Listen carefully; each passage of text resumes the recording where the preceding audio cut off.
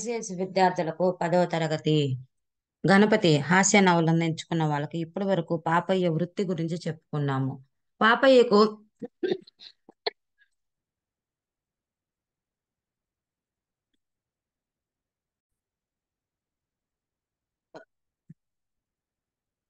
ఆ వృత్తి శవాలను మోయటం ధర సంపాదించుకోవటం, వివాహం చేసుకోవాలని అనుకోవటం, ఆ వివాహానికి పిచ్చమ్మను వివాహం చేసుకోవటం, పిచ్చమ్మ తండ్రి అయినటువంటి అన్నంబొట్ల అన్నప్ప తన కుమార్తెకు 12 సంవత్సరాలు కాబట్టి 1200 రూపాయలు, బంగారానికి 300 రూపాయలు, ఉభయుల యొక్క మంగళసూత్రాలు, పెళ్లి ఖర్చులన్నీ కూడా పాపయ్యే పెట్టుకోవాలి అని చెప్పేసి ఇక వర్తమానం పంపడం.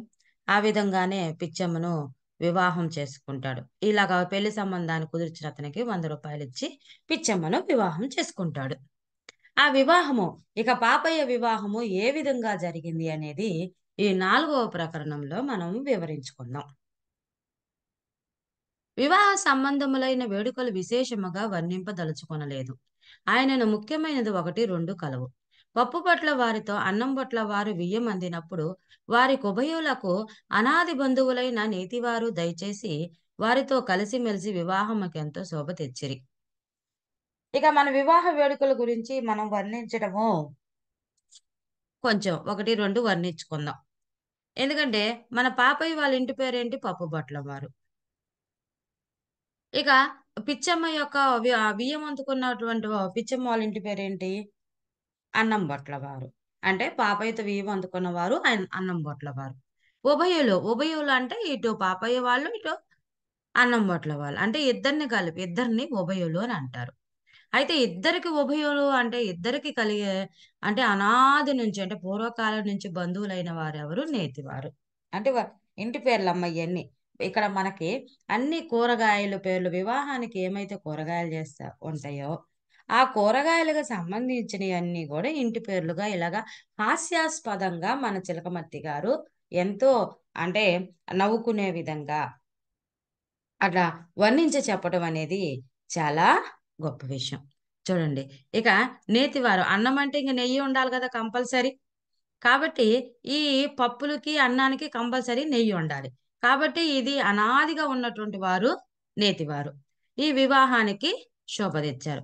అందుకే నేతి అని అంటే మనము భోజనం చేసేటప్పుడు నెయ్యి వేసుకోకుండా భోజనం గనక చేశామనుకోండి, అది రాక్షస భోజనం అంటారు. ఇక భోజనం సంపూర్తి అవ్వాలనంటే నేతి చుక్క పడాల్సిందే, చివర పెరుగు తినాల్సిందే, అప్పుడే భోజనం సంపూర్తి అయినట్టు. అందుకని నేతివారు వచ్చారు. తర్వాత నేతివారు కాక ముఖ్యమైన అన్నం బొట్ల వారికి బంధువులైన కందావారు, చెమ్మకాయల వారు, బీరకాయల వారు, చేమకూర వారు, వంకాయల వారు, మిరియాల వారు, దోసకాయల వారు దయచేసి రేయంబవులు తిరిగి రెక్కల ముక్కలగునట్లు పనిచేసి మెప్పు వడిసిరి.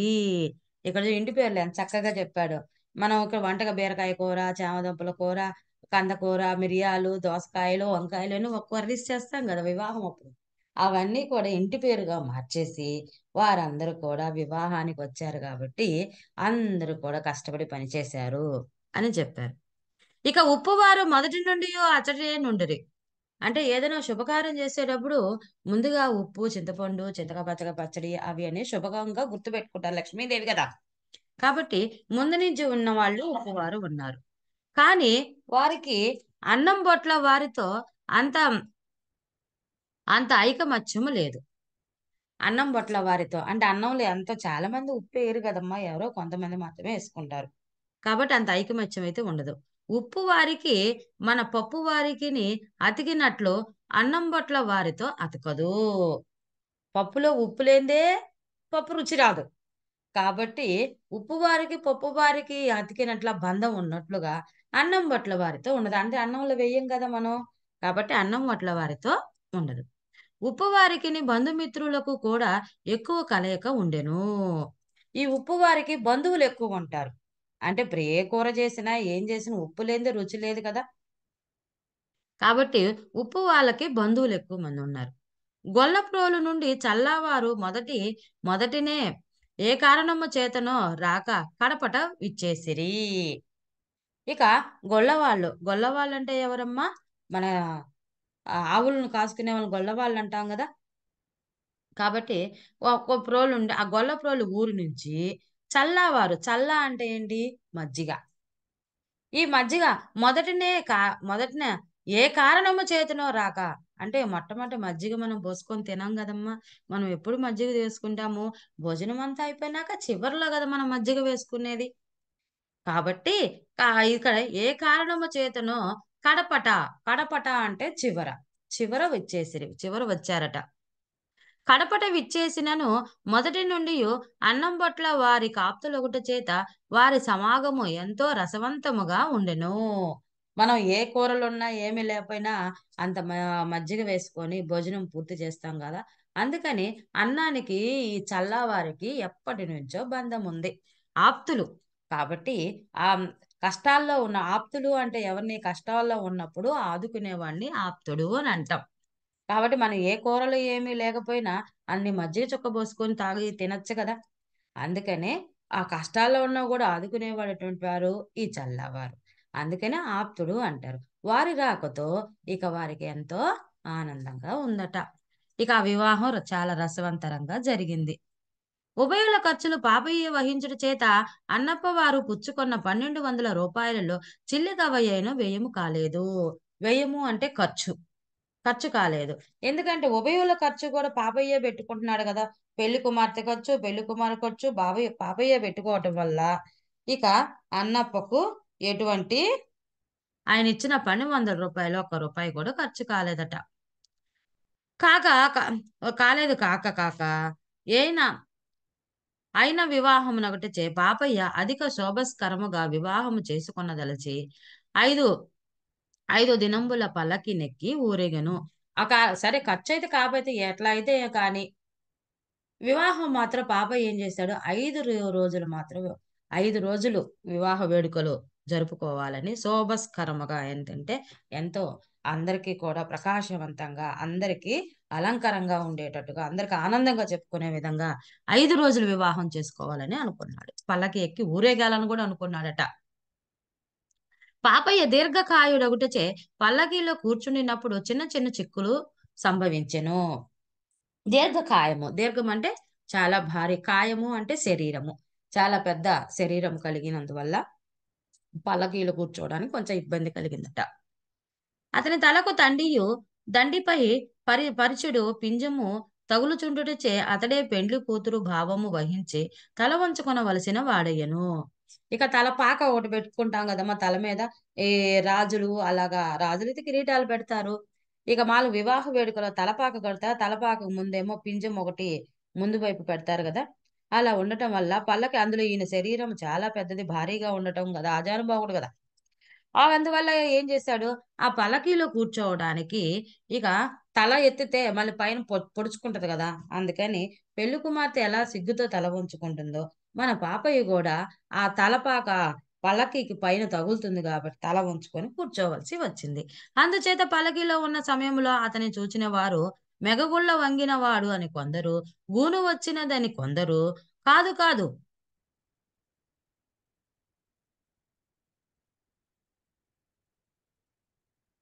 చూడండి. కాదు కాదు.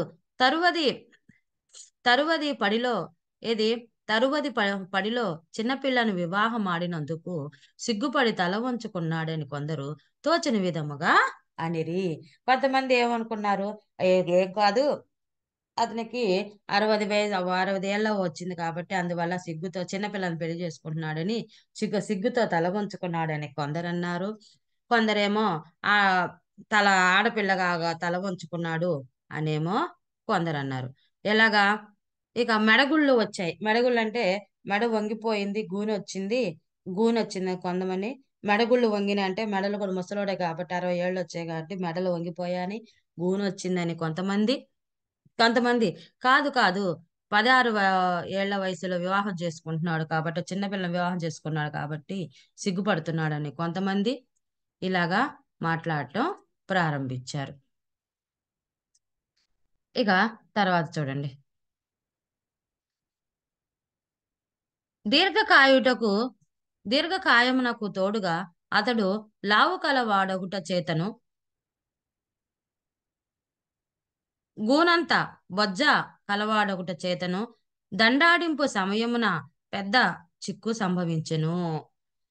ఇక దీర్ఘకామ పెద్ద శరీరం కలిగి ఉండటం వల్ల లావుగా ఉండటం వల్ల ఏమైంది, ఇక పెద్ద బొజ్జ కూడా కలిగి ఉండటం వల్ల దండాడింపు సమయమున అంటే బాజా భజంత్రీలు ముందు ఆట ఆడతారు కదా, అట్లా పెద్ద చిక్కు వచ్చిందట. ఎందుకంటే అది మొయ్యాలన్న కష్టమే కదా. వచ్చిన బంధువులలో మిత్రుల్లో పరిచితుల్లో అతన్ని ఎత్తుకొని దండాడింపు చేయగలవారు లేకపోయిరి. అంత శరీరాన్ని ఎత్తుకొని ఆడిచ్చాలంటే అంటే పల్లకిని ఇప్పుడు దేవుళ్ళ దగ్గరికి వెళ్ళినప్పుడు పల్లకిని దేవుళ్ళని పెట్టి ఇట్లా ఇట్లా ఊగుతారు కదమ్మా. అలాగే పల్లకినో పాపిని ఎక్కించుకుని ఇలా ఊగాలంటే ఆ శరీరంతో చాలా కష్టము కదా. చాలా మంది ప్రయత్నం చేశారు కానీ అది ప్రయత్నం విఫలమైంది. పాపయ్య నేటి కాలమునకు బాపయ్య యొక్క ఇంటి వాడొగుచున్నాడు కదా. అతని ముచ్చట మాత్రం తీరవలదాయా అని ఒక బంధువుడు సాహసించి పెండ్లి కుమారుని ఎత్తుకొని 2 గంతులు వేయినప్పటికీ నూనె సిద్ధి వలె ఉన్న పాపయ్య బొజ్జ జారిపోవా లక్క గుమ్మడికాయ వలె అతడు కింద గొబాలున కూలెను. చట్ట నొప్పి పెట్టెను. పిమ్మట అతడు ఒక అరుగు మీద కూర్చుండి పెండ్లి కుమార్తె మీద బుగ్గుండ జల్లి ఆ ఉత్సవము అయినదనిపించెను. ఇక ఒక ఇక బంధువులు ఒకడేం చేశారు, అయ్యో పాపయ్యకి ఇటువంటి ఎట్లా అతని ఆనందాన్ని తీర్చాలని చెప్పేసి ఆ పాపయ్యని పైన ఎక్కించుకుంటారమ్మా పలకిని. అది పైన ఎక్కించుకొని 2 అడుగులు ఇట్లా ఊదామని వేసుకే లోపల ఇక ఏమైంది, చతికిల పడ్డాడు కింద. ఒక నూనె సిద్ధి గనక అయ్యేలాగా కింద పడిపోయి కడుతో అలాగే పాపయ్య బొజ్జ అలాగా జారి కింద పడిపోయింది. ఆయన బొజ్జ జారిపోయింది. గుమ్మడికాయలాగా ఉన్నటువంటి గబాలనై కూలిపోయాడు. ఇక ఇక చట్ట నొప్పి అంటే ఒక అంటే వెనక సీటం కాలు ఒక పక్క ఆ కాలు గట్టిగా కూర్చొని నొప్పి పెట్టడం ప్రారంభించింది. అందుకని ఇక ఆ పైకి ఇంకా పలకి ఎక్కి కూర్చొని ఊరేగలేక ఇక ఏం చేశాడు, అక్కడ అరుగు మీద కూర్చొని కుమార్తెకు బుక్క ఉండగా చల్లి ఆ ఆ ఉత్సవం కాస్త పూర్తయింది అనిపించుకున్నాడు. ఇక భోగమేళమును గురించి 2-3 మాటలు చెప్పవలను. పాపయ్య జన్మము చేత శుద్ధ వైదికుడైనను జాలకాలము పునః నగరంలో నివసించిన నాగరికుడుచే గొప్ప రసికులలో చేరినాడు. ఈయన బ్రాహ్మణుడు కదా. ఇక అక్కడ ఏది వైదికుడు కదా. కానీ ఈయన పునహాలో నివసించాడు. ఇక రసికుల పునహాల నాగరికత నేర్చుకున్నాడు కాబట్టి రసికులలో ఒకడు చేరిపోయాడు. కావున శృంగార దేవతలకు వేసిలు లేని పెండ్లి కాదని అభిప్రాయపడి వెలయాండ్రకు ప్రసిద్ధికెక్కిన పసలపూడి మండపేట మొదలగు గ్రామములకు ప్రత్యేకంగా మనుషులను పంపి మేళములకై ప్రయత్నించెను. ఇక ఏం చేశాడు, ఇక వేశ్య స్త్రీలు ఉంటారుగా ముందుకు వచ్చేసి ఇప్పుడు నాట్యం చేస్తూ ఉంటారు కదా. ఇప్పుడు అట్లాగే వివాహ సమయంలో అప్పుడైతే అట్లా వేశ్య స్త్రీలు వచ్చేసి అలాగ నాట్యం చేసేవాళ్ళు. ఇప్పుడు అలాగేం లేదు. సంగీత్ అని పెట్టేసి ఇక అందరూ బంధువులందరూ కలిసి నాట్యం చేయటం అనేది ఇప్పుడు కాలంలో ఉన్నది. అప్పట్లో అలాగ వేశ్యలు మాత్రమే వచ్చి చేసేవాళ్ళు. దానికి బాగా పేరు పొందినటువంటి ఊరు పసలపూడి మండపేట. అక్కడి నుంచి తెప్పించాలనుకున్నాడు. అది వివాహ కార్తె అగుటచే మేళములనియు అందును కుదిరి ఉండుటచే తగిన మేళము దొరకలేదు. ఇక వివాహం సమయం కాబట్టి ఎక్కడ వాళ్ళు అక్కడే కుదిరిపోయారు కాబట్టి అతనికి ఎవరూ కూడా దొరకలేదట. మేళం ఉండి తీరవలెనని పాపయ్య పట్టుబెట్టిన ఖచ్చితంగా మేళం ఉండాలి, వాళ్ళు రావాలని చెప్పి పట్టుబట్టాడు. అందుచేత అతని మిత్రుడు ఒకడు మేళము తీసుకుని వచ్చాను. సరే నీ కోరిక ఎందుకు తీరకూడదని ఒక మిత్రుడు ఒక మేళాన్ని తీసుకొచ్చాడు. అది ఎలా అంటే ఆ వేసే పేరు చంద్రవదన. చిన్నప్పటికీ మిక్కిలి చక్కనిదే. కానీ మసూచికతో దాని చేతులు మోరోలు దిగుట చేత తిరుగలిగే గట్ల వలె మసూచికపు మచ్చలు మొఖమున ఉండుట చేత కుడికాలు కొంచెము వంకరగా నుండుట చేతను దానినెవ్వరు మేళమునకు పిలుచుట లేదు. దాని వెనుక తాళపు తాళపు హంగు చేయునది పాటకత్తియే కాని కొంచెము నత్తిగా ఆగుటచే దానికి పాట శోభించుటకు. ఇక్కడ ఏంది, తన మిత్రుడు ఏమనుకున్నాడు, ఒక వేశ్యశ్రీని తీసుకొచ్చి ఏదో ఒక మేళం తీసుకొచ్చి అతను ముచ్చట తీరాలని అనుకున్నాడు. కానీ అక్కడ ఎవరు దొరకలేదు. ఎవరో ఇక వదనాన్ని ఆమె దొరికింది. సరే ఎట్టకేలకు ఆమెను తీసుకొని వచ్చి నాట్యం చేపిద్దామన్నా. కానీ ఆమెకి అందగత్తె కానీ ఆమెకు చిన్నప్పుడు ఏదో మసూచివతం వల్ల మొహం వల్ల మచ్చలు, చేతులేమో వంకర దిగిపోయింది. ఇక చేతులు వంకర దిగిపోయి, కాళ్ళు వంకరగా ఉండి, ఇక మొహమంతా మచ్చలుండి, ఆమేమో నాట్యం చేయటం. ఇక ఆమె పక్కన తాళం వెయ్యి ఓ పాట పాడాలి గదా! ఆ పాట పాడేదానికేమో నత్తెట్ట. తాళపు హంగు వేసేదానికి నత్తి. ఇక ఆ పాట శోభించుటకు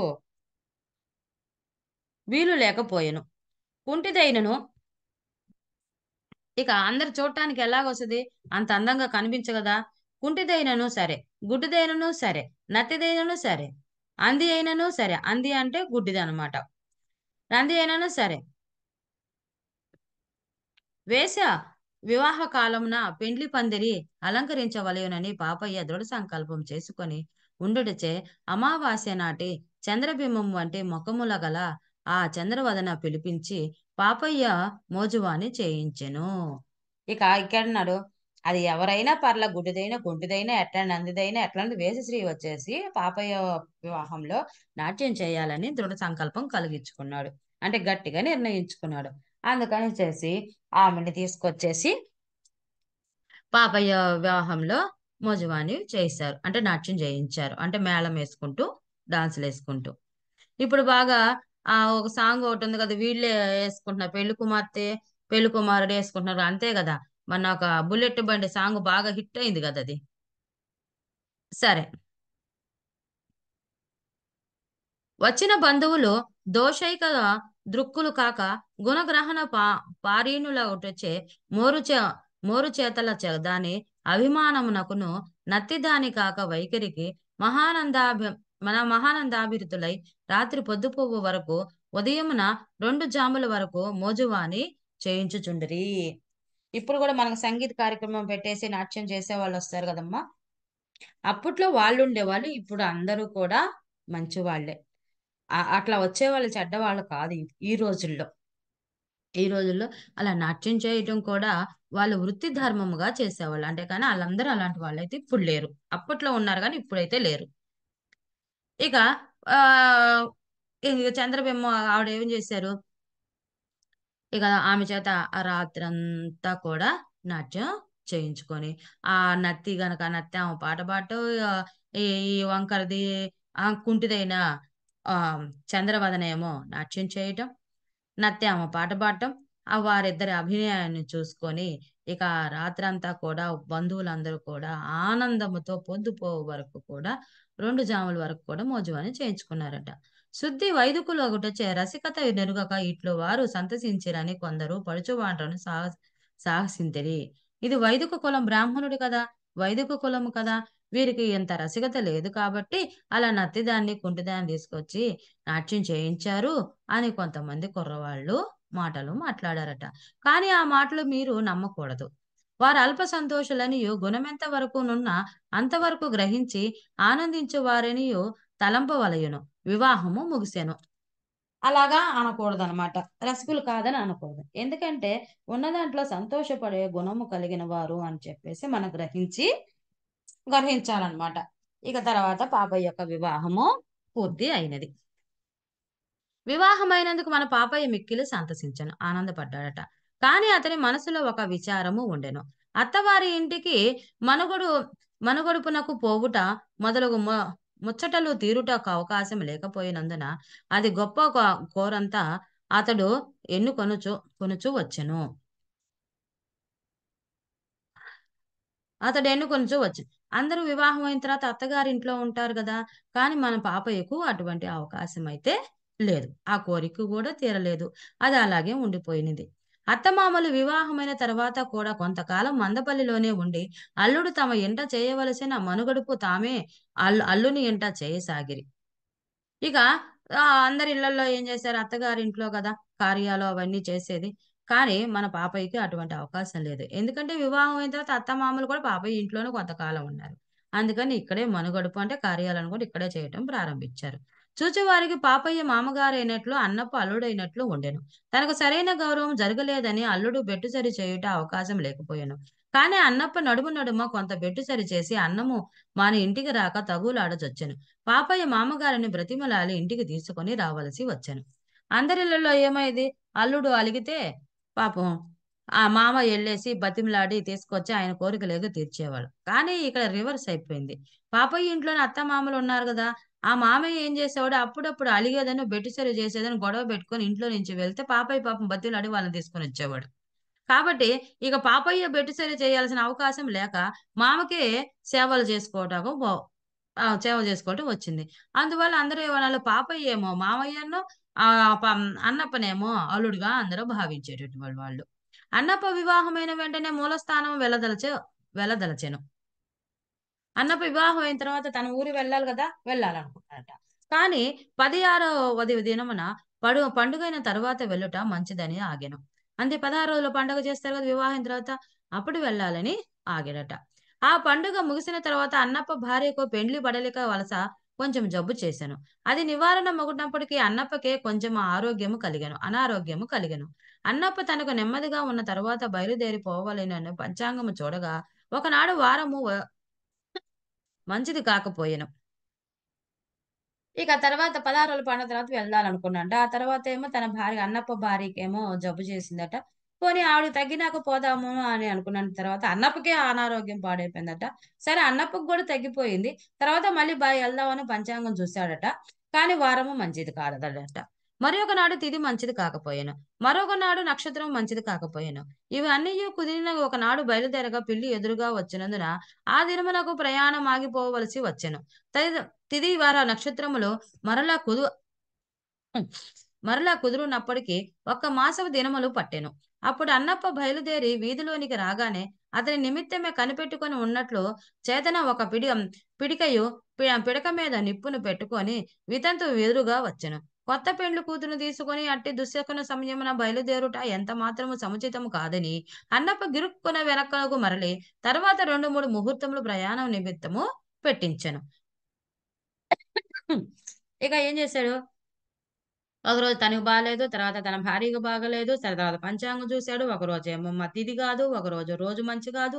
వారము మంచిది కాదు. తిథి మంచిది కాదు. నక్షత్రం మంచిది కాదు. సరే అన్నీ చూసుకొని బయలుదేరితే పిల్లెదురొచ్చింది.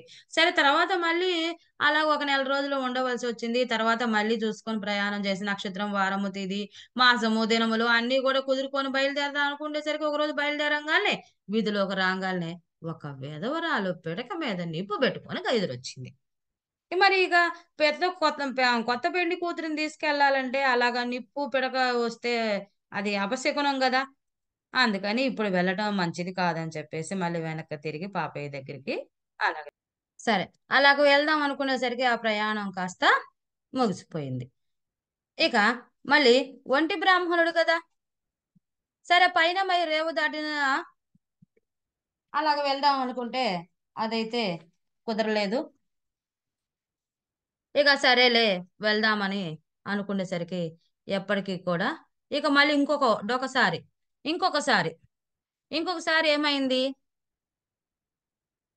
ఒకసారి తెలియక తెలివాడు ఒకసారి, తేలికవాడు ఒకసారి ఎదురుగా వచ్చి మా ప్రయాణము నిలిపిరి. వెయ్యేళ్ళ మ మందపల్లిలో ఉన్న వారందరూ ఏదో విధముగా అన్నప్ప ప్రయాణమును ఆటంకమే కలిగించరి. మూలస్థానమునకు వెళ్లి స్వగృహమున కాపురము చేసిన ఎడల తన సొమ్ము ఖర్చుపడు అనుభ అను భయమున అన్నప్ప ఏదో వంక పెట్టి మందపల్లిని విడువక అల్లుడింటనే తిష్ట వేసుకొని తేరికూడు తేరికూడు అంటే తేలికగా అంటే ఊరకనే వచ్చింది కదా! తినుచున్నాడని గ్రామస్తులందరూ కూడా చాటున అనుకొనుచున్నట్లు విని అతడు తీవ్ర కోపము తాల్చి మందపల్లి వాసులందరూ కూడా తుంటరులని, నీచులని తిట్టి ఛీ! ఈ గ్రామమున ఒక్క నిమిషమైనా ఉండకూడదని అల్లుని మీద కూడా కేకలు వేసి కూతురును, కొడుకును, భార్యను తీసుకొని బయలుదేరెను.